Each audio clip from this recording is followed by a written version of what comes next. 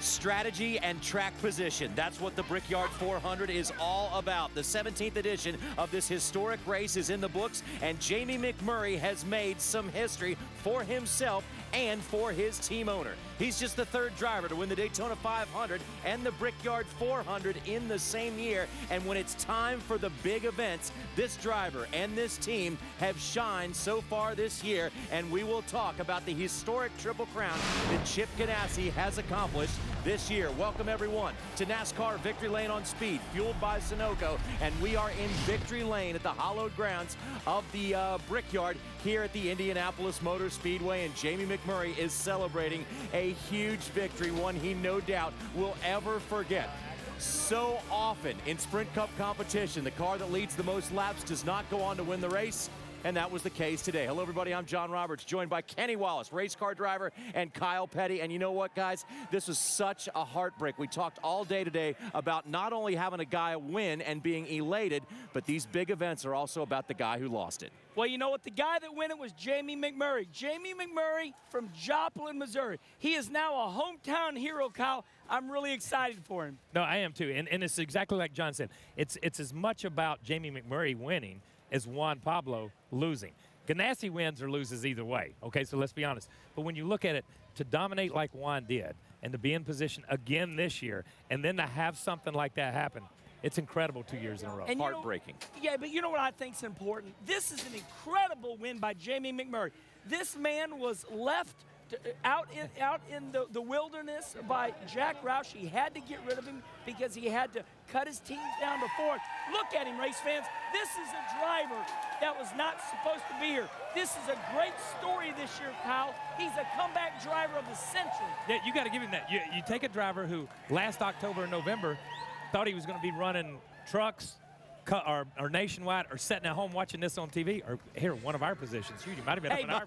Let's be honest about it. And here he is, Daytona 500 winner and Brickyard 400 winner. I mean, this is what dreams are made of. I mean, everybody says, man, I just wish I could have a third, fourth chance.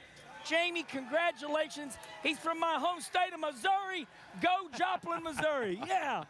So while Jamie McMurray celebrates behind us, let's take a quick look at some of the highlights. We'll get much more in depth a little bit later on in the show, but let's take a look at just a few of the key moments in this 17th running of the Brickyard. And when this thing started out, Juan Pablo Montoya was first, and he spent a majority of the day in first place as he looked like he was clearly going to be the car to beat. But a lot of beating and banging went on in this thing as Juan Pablo continued to dominate. A lot of really big names were way back in the pack, talking about guys like Jimmy Johnson and Jeff Gordon. Pit stops late. This was the darned if you do, darned if you don't part of the race. Many drivers elected to go, and crew chiefs elected to go with 2 tires, and the front runners, Greg Biffle and Juan Pablo Montoya, elected to go with 4. That put him back to 6th and 7th position and relegated Juan Pablo Montoya behind the wall by the time all was said and done. And then it was Jamie McMurray, his teammate, the other Ganassi car, that ended up winning as Juan Pablo got into it. 99 down below him. Juan Pablo goes spinning.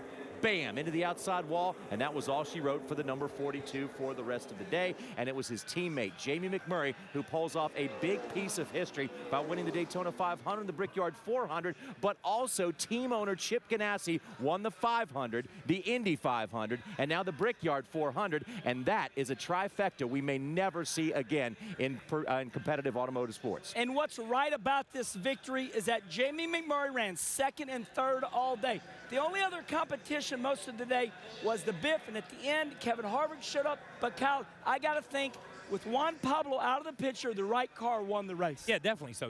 When you look at that, I think when you look at how Jamie had run all during practice all week long, and you know, the Childress cars were strong. We look at the 29 and the 31 and the 33. All of those cars were strong, but nobody. Biffle was the only guy that could come up and challenge. But when it came time to run, the 42 car of Juan was the class of the field. The next car was the 1 car. And, you know, we were just looking at Chip Ganassi there. I think it's fair to say that Chip Ganassi has now challenged Roger Penske. I don't know if any car owner will ever win 15 some odd races at, you know, the Indy 500, but this man right here Chip Ganassi, I think JR has now challenged Roger Penske. Chip Ganassi with Felix Sabates have pulled off something that no owner has done. In the same year, Daytona 500, Indy 500, and the Brickyard 400. That is something to celebrate, and we will help them do just that as NASCAR Victory Lane, fueled by Sunoco, rolls on. When we come back, we'll talk to the happy winners. NASCAR Victory Lane is fueled by Sunoco, the official fuel of NASCAR. Put the fuel of NASCAR in your car. Brought to you in part by eHarmony. Are you ready to fall in love? And by New Wheaties Fuel. Prepare to win.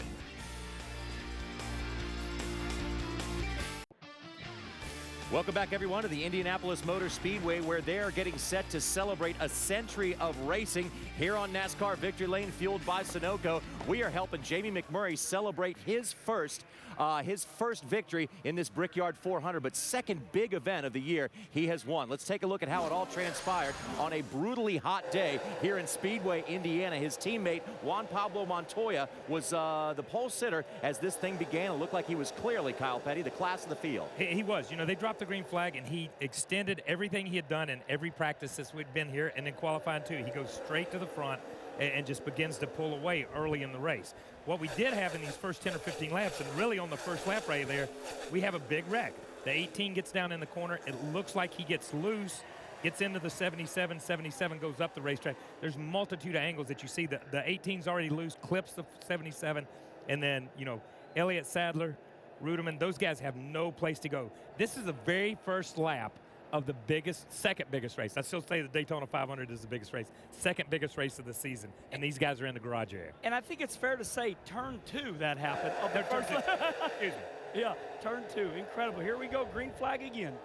Green flag racing again here finally after a bunch of caution laps we had to run. It looks like we're going to have more cars in the background swirling around a little bit, but the class of the field was clearly Juan Pablo Montoya. And let's take a look at the misfortune that happens to Robbie Gordon. That car is all torn up after blowing a tire. Early in the race, we've seen all sorts of problems. We've seen tire issues. We've seen debris all over the racetrack. It was like, what is going on? We had grass on the track. Obviously, Robbie Gordon ran over something, and his day is over. I mean, this is what happens when you're running 200 mile an hour. And this happened, and you see the steam, you see the water pumping out of the 11 car here.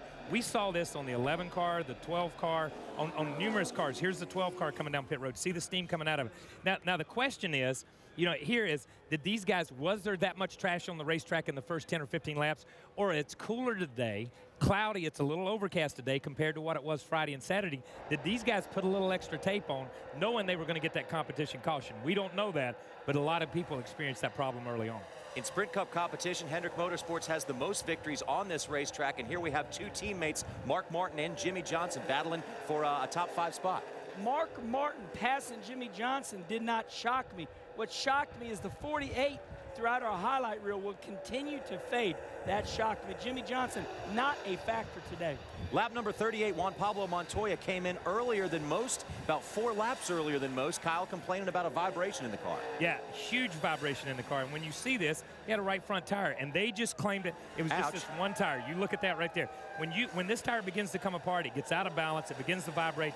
He was out of sequence at this point. He dropped back to 27th or 28th in the race. Now, Greg Biffle was the highest qualifying Ford. In fact, he was the only non-Chevrolet car qualifying in the top 10, and here he showed he could race as well. And some of the internet predictions were this is a test car for Roush. Is it really a special race car? But Roush finally emerges this year, Kyle, with a fast race car. Yeah, this car was in contention to win the race all day long. You see the 16 car. The 16 car at this point in time in the race has 10 lap better tires than the 42. They've cycled back, and Juan is back in second place at this point in time. So Juan needs the caution at this point in time in the race to get back on the rotation because he's off a little bit. Now, it happens seemingly every time we come to Indianapolis. Somebody dominates, and that dominant car ends up in a heartbreaking situation. That is a little bit of foreshadowing for you as we head to the break. When we come back, we will have the other half of the highlights for you, and we will show you just who is heartbroken and just who is celebrating afterwards. And they just so happen to be on the same team. Back to Victory Lane in just a moment. Welcome back, everyone, to NASCAR Victory Lane on Speed, fueled by Sunoco. We are coming to you from Victory Lane at the Indianapolis Motor Speedway after the 17th running of the Brickyard 400. Now, so often in Sprint Cup Series competition, the car that dominates and leads the most laps does not go on to win the race, and that would be the situation here at the Brickyard today. Let's pick it up at the halfway mark with Juan Pablo Montoya continuing to dominate, seemingly no matter what happened, but watch out for Greg Biffle on this restart. The Biff, can he get a jump? Yeah, and that's what it's about. It's about the restart. Getting through the gears, first gear, second gear, third gear.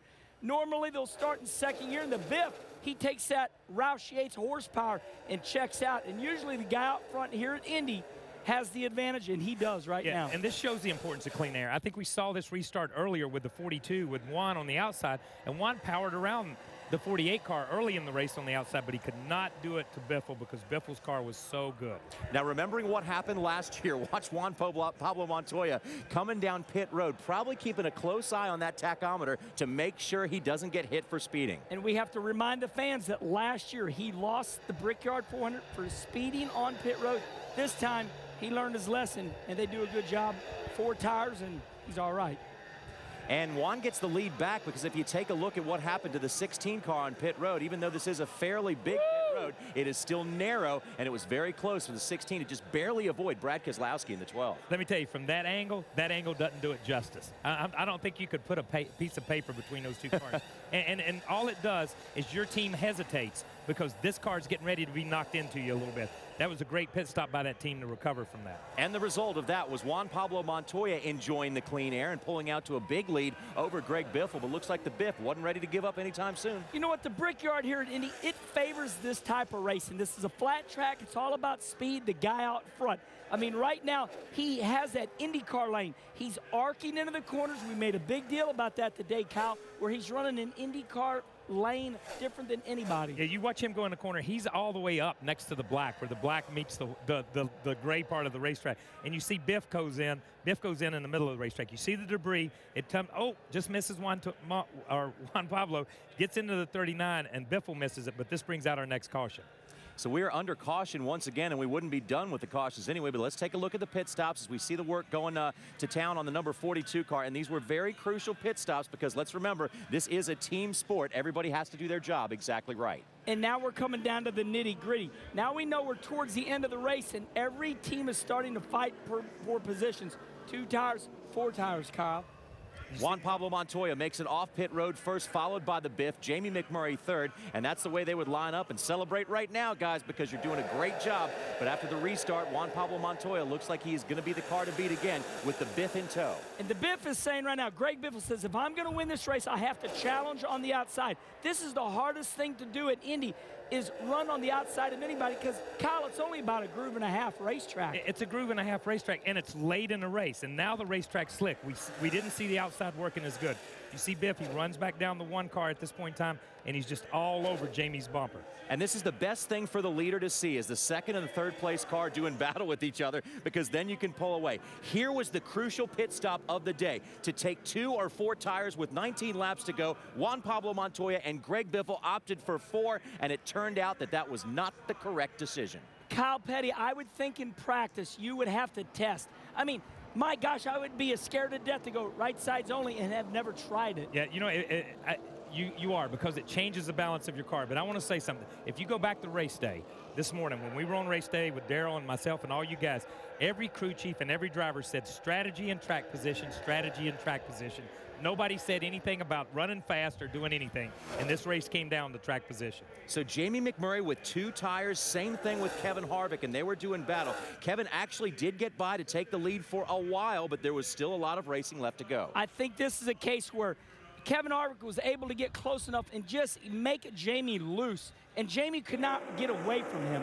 Here's the trouble for the number 42. Heartbreak into the outside wall. Even the 4 tires couldn't stop that. Little bit of contact from Dale Jr., and the day was over once again for Juan. Race fans, I cannot express to you how that safer barrier saved this man. Check this out. Here's Jr. on the inside. Oh, Jr. gets in the right rear quarter panel, but that safer barrier really helped ease the blow for Juan Pablo Montoya. So now we have one more restart. It's the number 1 and the number 29. We thought a Ganassi car was going to win this race early on, but we didn't think it was going to be this one until now. The #1 car of Jamie McMurray starts pulling away and shows he's the man today. And so many races today are won in the pits, on strategy, and on that track position, but those drivers got to get up on the wheel and make a great restart. And Jamie McMurray put a restart on those guys right there. Drove down in the corner, he got position, and from here, that's as close as anybody would be to him the rest of the day. And what a sight it was for Jamie McMurray to come around and see the checkered flag, his second huge trophy of the year. The two big ones are the Daytona 500 and the Brickyard 400, and Jamie Mack has claimed both of those trophies this year. And there's Chip Ganassi. These people right now they're just so excited. They pulled off something that is incredible that will go down in the history books. Yeah, no, they didn't break a record. They made a record, okay, because nobody's ever been in this territory where you could win the Indy 500. Penske is the guy that has come the closest and had opportunities. But you look at what Ganassi has done with Dario and with Jamie, and could have done it today with Juan. And let's be honest, he could have done it with 3 different teams with 3 different drivers. This is just incredible. Let's take a look at the finishing order with points leader Kevin Harvick is definitely going to extend his lead a little bit over Jimmy Johnson and Jeff Gordon. Greg Biffle, 3rd place finish, great for him when it comes to chase points. And Clint Boyer is going to like this one when it comes to points as well. Well, Joey Logano did a great job. He challenged Mark Martin and got by Mark at the end of the race. Yeah, and you see all of the Childress cars are up there. But you look, the Fords are kind of creeping back in there. We had the 99. We got the 16 in the top 10. There's Matt Kenseth. There's Casey Kane. There's Paul Menard. Those guys are creeping back, so they're making progress. 22nd and 23rd for Jimmy Johnson and Jeff Gordon. That's a combination of 7 Brickyard trophies back in that territory. You don't see that too often. Yeah, they just had problems today. You know, the best runner today was Mark Martin. So Hendrick had a tough day today. And most of these guys back here have all had trouble. Here is one of the underlying stories of this day coming up. Juan Pablo Montoya leads the most laps, secures 5 bonus points for that, but that was about it as he finishes 32nd. Yeah, and there were very few start and park cars today. This is the Brickyard 400. We had 38 real race cars. The rest of them pulled off, but 38 real race cars today, and they went at it to try to win the Brickyard. Blaney, McDowell, and Max Pappas round out our 43 finishers of the Brickyard 400. And now let's take a look at the points. We've got a little bit of shaking going on up there as Kevin Harvick maintains his spot at the top, and he extends his lead over Jeff Gordon by a good bit. Denny Hamlin and Jimmy Johnson up there as well. And the top 5 is rounded out by Kurt Busch with brother Kyle back there as well. And Clint Boyer has maintained his hold on the number 12 spot. And guys, here's where it gets interesting as we get closer and closer to that cutoff, now 6 races away. Yeah, and that was really big for Boyer to finish in the top 5 or 6 right there, to be able to put some distance on himself. Mark, who finished 11th, but Dale Earnhardt Jr., who was 13th, getting in that accident and falling back. Newman having trouble. Jamie is the guy that climbs, but he seems to take 1 step forward, kind of like the 9 car of Casey Kane. 1 step forward, 1 step back. Now, you're talking about 6 races now for Jamie McMurray. He's in the 16th spot, a little bit less than 1 race worth of points over the next competitors. But again, guys, we say this all the time. If somebody's going to hop into the top 12, somebody has to drop out. You can only do so much. You can only keep on winning so much, but somebody has to make a mistake. But there will be a lot of celebrating, make no mistake about that, for Jamie McMurray and company tonight as they have this year's version of the Brickyard 400 trophy. We'll talk to Jamie when we come back. 1 century of racing tradition here at the Brickyard. Welcome back, everyone, to NASCAR Victory Lane, fueled by Sunoco. A win here goes a long time towards putting a driver in a legendary category, and it was Jamie McMurray, who, when the big races came this year, he is the man who has shined. Win number 2 for car number 1 on the big tracks at the big plates, the big places, and Jamie McMurray, Chip Ganassi, Felix Sabates, and company are celebrating. And Jamie, I don't think this celebration is going to end anytime soon, but we got to ask you, going back to earlier before this season started, if we would have come up to you and said, hey, Jamie, by the way, you're going to win the 2 biggest races of the season, would you think that would have been within the realm of possibility? No, you know, I tell you, I mean, I'm like most people. I wake up every morning and I pray, and I pray for a lot of things, like health and my family and everything I have. And at the beginning of the year, I was like, Lord, I would like to win 2 races. If I could win 2 races this year, that would be unbelievable. And to get it to be the Daytona 500 and the Brickyard 400, I feel like I've truly been blessed at this point. So it's you know, it's remarkable, and I just can't believe that I'm here again right now. Jamie, on the last restart, we heard you say, Bono, my crew chief, there's something wrong with my car. I don't know what it is. There's something wrong with it. And then you went and checked out. What was that all about? Well, I thought I had a flat. You know, before we pitted for the last time, I went into turn 1 and they said caution's out, and my car was really tight. It would not turn, and I thought I had a flat tire. And then we came in, and Bono made a really good decision to put 2 tires on. And we put those 2 tires on, and I got out in the lead, and my car was just way too tight. And then under caution, something just didn't feel right. You know, I mean, and I was a little paranoid. It's a Brickyard 400. I'm in a position to possibly win this. And I was like, something just doesn't feel right. But when Kevin gave me the outside, I was like, this is my only chance, because I believe I can make the outside work here. You know, I've heard you say this during practice a couple of times. Restrictor plate races at Daytona, but you said, we've got one setup that's really comfortable, but I got one setup that has speed. And you said that the other day in the garage area. Somebody interviewed you. I don't know who it was, but you said we're going back and forth between a speed set and that. What'd you end up with? Well, we qualified a speed set, and we raced a comfortable setup. Okay, that's what I wanted to know. You know, I'll tell you, Juan Pablo had what I would call the hard-to-drive setup, but a lot of speed. And I was not enough of a guy to suck it up and drive that all day long. I have to commend him. The reason his car was so fast is because he was wheeling it. That was a really hard setup for me to drive. So we put in what was more comfortable, and it didn't quite have the speed, but you know, we qualified well. And this race, you just can't make any mistakes, and that's what Chip preached to everybody in our meeting today. Just don't make any mistakes today. Jamie, this is an incredible time for you. I mean, you got to be pinching yourself. A year ago, we talked about you didn't know what you were going to do at the end of the year. What's it feel like? It's really hard to believe. I mean, honestly, you see, and I'm going to use Elliott Sadler as my example here. You listen to media write off a guy, and Elliott just needs to be in the right position. You know what I mean? And Elliott was a guy that was in the chase and winning races. I watched the race from 2005 here. The guy sat on the pole and led like the first 40 laps.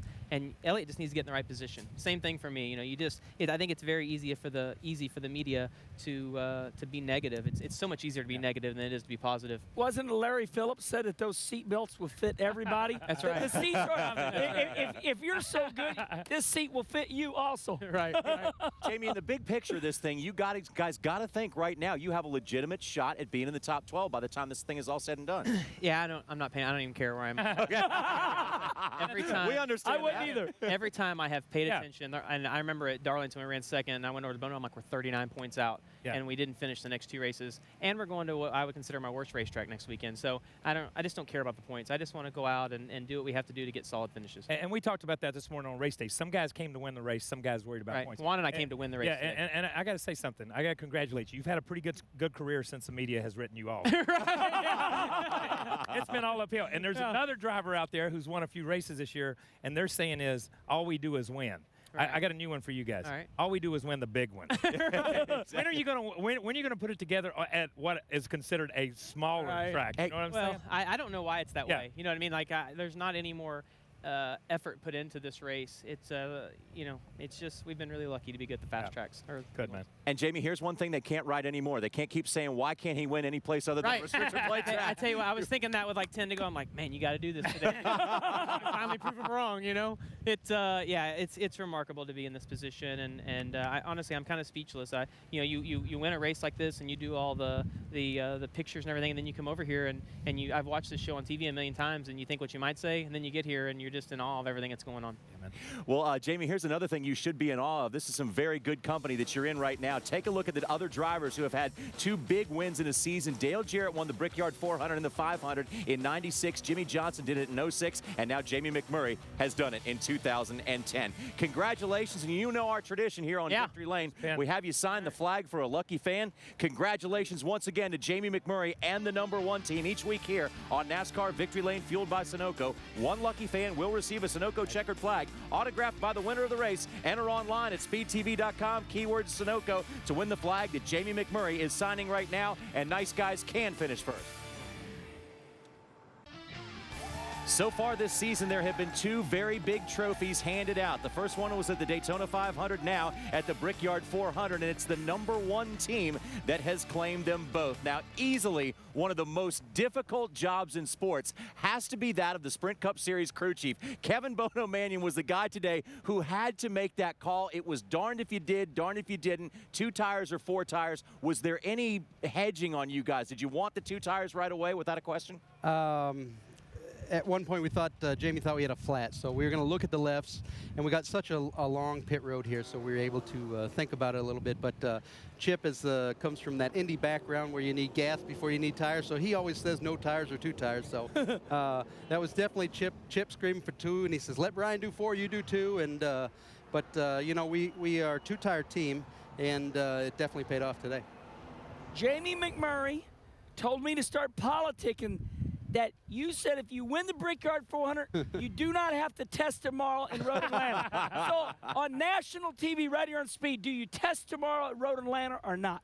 Absolutely. Oh, sorry, Jamie We McMurray. tried, man. We tried. We Yeah, tried. no, Gotta keep getting after it, though, right? if you're going to make this chase, we got to be on top of it. And we just said back like at Chicago with the top 5.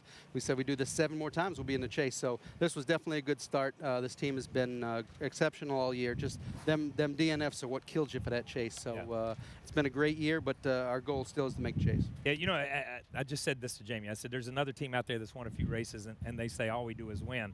And I told him, y'all's motto should be, all we do is win the big ones. Yeah. Yeah. But my question is, you know, you've won the Daytona 500, and here you are sitting here today.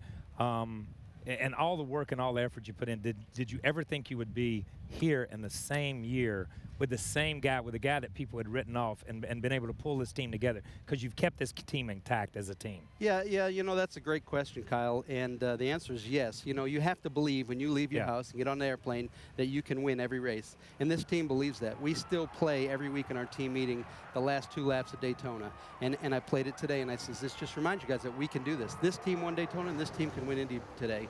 And we had Chip in there, Johnny, the CFO Target. It was a really good team meeting. And, you know, this team is ready to make the chase. It's just going to be, it's a hard fight to get there, that's all. Bono, we've been talking about it all week long. You know, you handed your car owner, Chip, the trifecta. Yeah. You won them all. Did you think about that during Victory Lane? Oh, absolutely. It's, you know, it's been on our minds all week. It's been talked. And Chip has had a really good year all around all his racing divisions. You know, he basically told me, I'm a 5-car team. I said, well, I only see 2 here in Concord, the Indy cars. And, you know, Chip is on a plane every weekend going to a different racetrack. And, you know, week in, week out, he lives to race. And it's really gratifying that this team could do that for him. You know, Bono, we talked to Jamie about being written off somewhat in the media as, okay, this guy's out of this sport, he can't drive. But let's not forget, it wasn't too long ago that Chip Ganassi was being written off, and Teresa Earnhardt as well. They're saying, okay, these teams simply can't make it. Well, I think merging, they have made it. Yeah, it's been a great mix with Teresa and the passion that Chip and Felix have. It's been really good. And I talked about it earlier. Unfortunately, we were 7 teams a few years ago in cutbacks and sponsorship, and you have to get down to 2. Well, we were able to take the best group of racers at Earnhardt Ganassi. And, you know, Steve Mill told me when we were out there kissing the bricks, you can come back in 300 years and no one's going to do what Chip and this organization has done this year, and I think he's right. Absolutely. That was an incredible feat to pull off. But now, looking forward from now, you know, you talk about the chase. Jamie said he didn't want to talk about the chase. He said he's going to enjoy this. But you guys, you have to have your eyes on that prize right now because your guys are within striking distance. Yeah, it's a goal, and that was a goal. And you'd like to meet and exceed your goals. So it'll be very disappointing if we do not make the chase. But we've had a phenomenal year.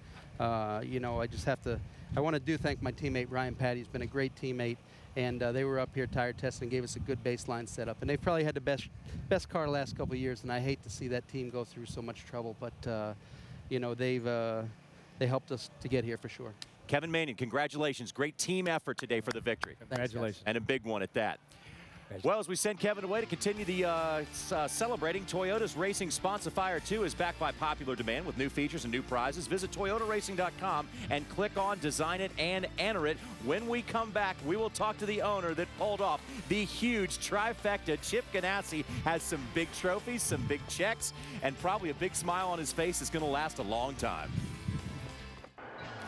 There are some really big trophies in professional motorsports. One is the Daytona 500 last February 14th. It was Jamie McMurray who took that trophy for Chip Ganassi, Felix Sabates, and the entire team. Then they came up here to Indy where Dario Franchitti won the Indy 500 and was drinking the milk and kissing the bricks as well. Now, we came back going for the trifecta, and it was Jamie McMurray once again. 2 huge NASCAR trophies, both claimed by the #1 team, and there are owners in all forms of motorsports that never come close to winning the big one. Chip Ganassi this year has won 3 big ones, and we could probably come back here in 300 or 400 years from now and will not see this ever happen again. Daytona 500, Indy 500, Brickyard 400. Huge, man, huge. I don't know if we can say much more about it. Yeah. Well, it's been one of those years you wouldn't dare to dream that, you know. I mean, you wouldn't think it's possible. You know what I mean? You wouldn't tell people you ever dreamed that. They'd think you were nuts. Hey, let me ask you a question. You know, you came to this sport a long time after Penske. You've Sure. been here at Indy head-to-head with Penske. There's driver rivalries, but there's a little bit of owner rivalry Oh, there. sure. Now, Yeah. you're the first guy who's come here and hit this thing. This is not breaking a record. Yeah, this is breaking the making freaking it. ceiling and making something for everybody else to shoot at. How cool is it to be the first owner there? Yeah, I mean it's even, you know, I mean it's even cooler to do it with you guys. You know what I mean? That's Like okay. everybody, you can give Penske a game. Yeah, I mean he's like, you know, he's a great competitor. Yes, Don't get he me is. wrong. Yes, And, he you know, is. Roger's been a pillar in the sport, you know, since I was a small boy. So, I mean, I can remember talking to him when I was 21 years old. Someone knew him that would put us together, and he gave me some advice which I'll never forget. And, you know, and then to race against him years later, you know, on the track, to race against his drivers, and then as owners, you know, we're slugging it out all the time is pretty special. And, you know, I just, you know, it's great to have somebody like that in the sport, like a Penske or like a Rick Hendrick, or somebody that sets the bar high so we all know where we got to go. Chip, when something dramatic happens like it did to you today, later on you go, you know, I was thinking that during celebration. As Jamie was passing the start-finish line and you've been kissing the bricks over the last hour, what one thing stands out that's odd in your mind that you're thinking? Yeah, I mean, that's too crazy to say, you know. I don't want to say it. I'd be too embarrassed to Oh, say come it. on! Well, you know, it's kind of odd. In you know, here it is in you know, late July. You know what your Christmas card's going to look like. Yeah, Yeah. that's good, man. That's awesome. good. That is good. So I don't know. And thank you. Good answer. And I just want to touch you. That is good. Now I'm going. That's now I'm the going answer to right Vegas. there.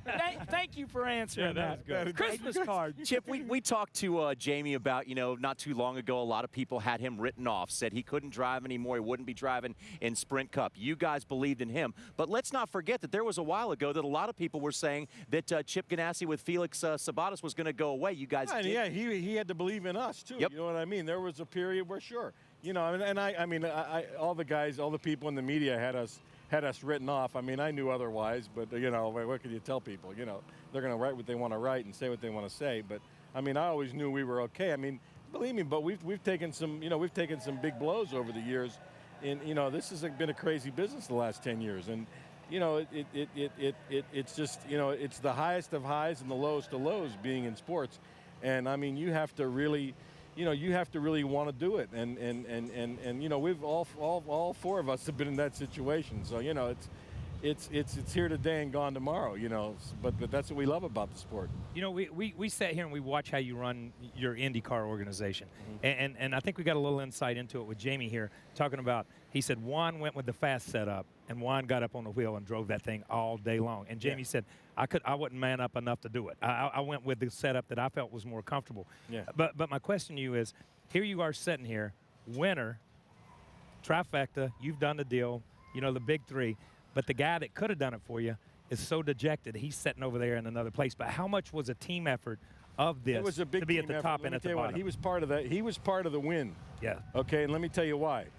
I've been in that situation where you have guys running 1-2, okay, and you come down to the last pit stop, and there's a call you got to make. Do you do 2? Do you do 4? Sometimes 2 wins, sometimes 4 wins, okay? And as soon as I heard those guys were going with 4, we made the call. Johnny Morris was up on the stand. He said, let's gamble and go for 2. I said, okay. I looked at Bono. I said, Bono, do you think we should do a little split strategy here? He said, yeah. He said, we're taking 2, guys. So it was his call and that's what we were thinking about. But I mean, that's the kind of thing you can do when you got two guys running 1-2. You do the opposite of what the other guy does. So you got both, you got both bases covered. Awesome. Chip, congratulations, man. This is an incredible Triple Crown. We've been talking about it all week, and you guys pulled it off. I'll tell you what, thanks, guys. It's great to be a part of this, and thanks for letting me be a part of your sport. It's a lot of fun. Anytime, Chip. Love to have you, especially if you're doing something as historic as this. And we want to remind you that there might be a little Camping World Truck Series history being made down the road. Saturday, history will be made as the world's toughest trucks power into Pocono for the first time. Don't miss a moment of paint trading, metal crushing action. It's the NASCAR Camping World Truck Series live from Pocono Saturday at 12:30 Eastern. Hey race fans, Sunoco's Free Fuel 5000 is back. Just get your Sunoco decal, put it on your car, get spotted and win. We've got spotters visiting every participating Sunoco, and if they see you with it while you're filling up, you'll win one of thousands of instant prizes and a shot at the grand prize, 5,000 gallons of Sunoco fuel. For more information, go to GoSunoco.com. Well, today Kevin Harvick was going for his second Brickyard Trophy. Instead, he got a second-place finish. It wasn't the outcome he was looking for, but nonetheless, a great day for our points leader. Let's go to Bob Dillner. Strong team all year long. Strong again today. Kevin Harvick, you won it a few years back, finished second today. How is that? It's not near as much fun finishing second, but everybody on the Shell Pennzoil Chevy did a great job today. I felt like we had a top 5 car, but not a winning car. And there at the end, we had a chance to win. The first restart we took off great, ran him down, passed him. Second restart I was tight from the time we got to turn 1. I waited on the throttle just a little bit and he drove around me. So I guess we had one good shot on the restart and we didn't need another one. Pushed it all you could there at the end, but just couldn't close the door. No, he was, once he got in front of me, my car got tighter yet and he kept driving off lap after lap, and then I was in defense mode just trying not to screw up to keep the 16 behind me. So still a great day. I always want to win, though. Great day for all of RCR, all in the top 10. Now, that's a championship competitor talking right there, saying he doesn't want to come out with a second-place finish. But nonetheless, in the big picture of this thing, you come here to win, not to get points. But if you can't win, a good points day certainly helps. Hey, Harvick always shows up for the big races. I don't know what it is about him, but he's like a championship contender all the time for the big wins. And these great finishes, leading the points, are boding well. There's even a rumor that he might possibly end up with the Budweiser sponsor, so things are rolling good. Whether it's a rumor or not, people are talking about him, and he's doing it. Yeah, remember, the team that won the race has the same engine combination, and that's the deal. I think that's a big we talk about Chip Ganassi racing with Felix Sabates and Teresa Earnhardt and Richard Childress and Ganassi Earnhardt engines. I mean, we can go on and on. There's so many layers to what this is, but that team and that organization, the Childress team, has picked it up. And these guys, being in the position they were in for the points and where they're at, they came for the win. Well, Ford and Roush Fenway were represented very well today on the racetrack and in qualifying as well by Greg Biffle and the number 16 team. Looked like they had a shot to win this thing, but Biffle went on to tie his best finish of the season with a 3rd place. Let's go back to Bob. Two guys had the dominant car today, Juan Pablo Montoya and Greg Biffle. Then a decision on pit road, 2 tires or 4. What are you thinking, Greg? Well, I'm smiling because we're running with a 42 car today. I'm not smiling about the 2-tire, 4-tire call, but we've been here 100 times and I've been in that situation. We just thought more guys would do 4, and 22 laps to go, 16 on the laps already. But going back, shoot, wish we could do 2. Looking at the race, though, a really good race car. Where did that come from? Because you guys have been struggling. I think it came to Chicago last week. Chicago, we had a really fast car. We're a little better. Carl finished second. We were running right with the top guys, and the engine failed. So we really didn't get our props from there. Come here and picked up where we left off, and the engine ran great today. My hat's off to those guys that keep digging on that engine. Ran really good. I'm excited about going to Pocono in Michigan. Good thing is he's battling to get in the chase. He was 20-some-odd points ahead of 13th. Now 70-plus points. Yeah, Bob, that's a huge day when it comes to points for Greg Biffle. Of course, they come here to win. You always try to win the Brickyard, but again, same situation as Harvick. The Biff wants to be in the top 12 in points for the last 10, and he made a big step towards that today. Yeah, and you heard him say, we think a lot of it had to do with the engine, and it started at Chicago last week. And we talked to a couple of guys that said it really started at New Hampshire with the 9 car with Casey Kane running that engine. They felt like they were better off the corners, better down the straightaways. Yeah, they got a handle on what the cars need to do, but I think when you look at it, there's 5 or 6 Fords, 6 or 7 Fords in the top 15, which that's a big day for Ford, and that shows that Ford is headed in the right direction. You know, Jamie McMurray told us a moment ago, he says quite possibly that Pocono is his worst racetrack. He doesn't want to go there. But, Kenny, I think the Biff is really looking forward to these next 2 because those are 2 of his better racetracks coming up. And the reason the Biff is looking forward to is because we have some inside information that, hey, this was a brand new car for the Biff. That's big. You know, sometimes you build better, lighter cars. So he has a better car right now, and his crew chief understands the car a little bit more. So it's been rolling here lately, and look for Roush Racing, you know, with this setup and their knowledge now to help the other teams out, maybe the whole organization will rise. We are edging closer and closer to that 26-race cutoff for the chase for the Sprint Cup Championship, and we will soon know who is going to be in there. But Wednesday night, Speed Primetime is all new. At 8, it's the new original stunt riding series, Stealth Rider, and at 10, it's Intersections, where man and machine are pushed to the limit. Get your heart racing Wednesday night, starting at 8 Eastern on Speed. NASCAR Victory Lane is fueled by Sunoco, the official fuel of NASCAR. Put the fuel of NASCAR in your car. Brought to you in part by Goof Off, the miracle remover. Goof Off gets out the tough stuff ordinary cleaners can't. And by new Wheaties Fuel. Prepare to win.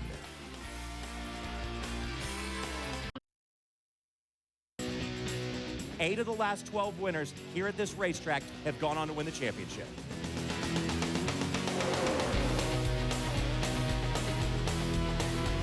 One, two, three. 1, 2, 3.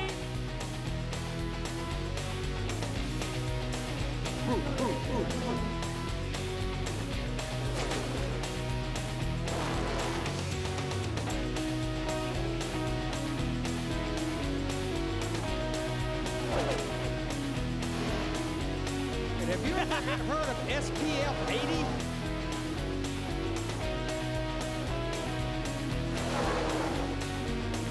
I thought you'd like that.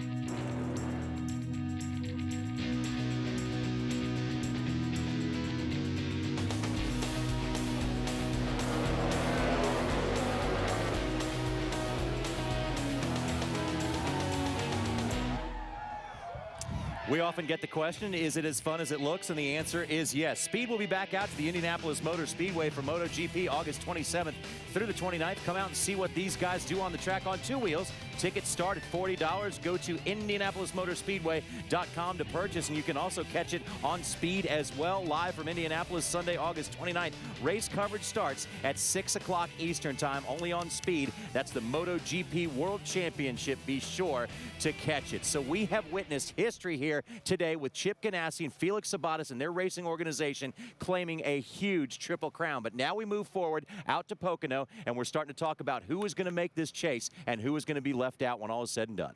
Yeah, and you know, Pocono is a game changer, can be a game changer. We saw it here on the first lap in turn 2. How many cars get taken out? You can see that at Pocono over the tunnel. Restarts are so critical there. But most of the time, the guys that run good here are going to run good there. So it's boding well for Jamie and those guys. You know, when I look at this situation right now, we got the Brickyard behind us. Remember, this was a race that we don't care about points, but yet we still look at the points after it's all over. It's countdown time right now. Who is going to make the top 12? And when I look at everybody wants to be at the banquet at the end of the year, and that's what it's all about. The championship, and am I going to have a banquet? Am I going to be there to be big time? And this is going to be big time for Jamie McMurray heading into the stretch where it's going to be very difficult to make this chase. He goes in with a huge victory, and congratulations once again to Jamie Mack, because he has taken home the 2 big trophies this year, the Daytona 500 and the Brickyard 400, add an Indy 500 victory in there. And Chip Ganassi Racing with Felix Sabates is looking awful good right now. Want to say thanks for coming along for the ride. Be sure to check out the Race Hub Monday on Speed, and we'll see you next weekend.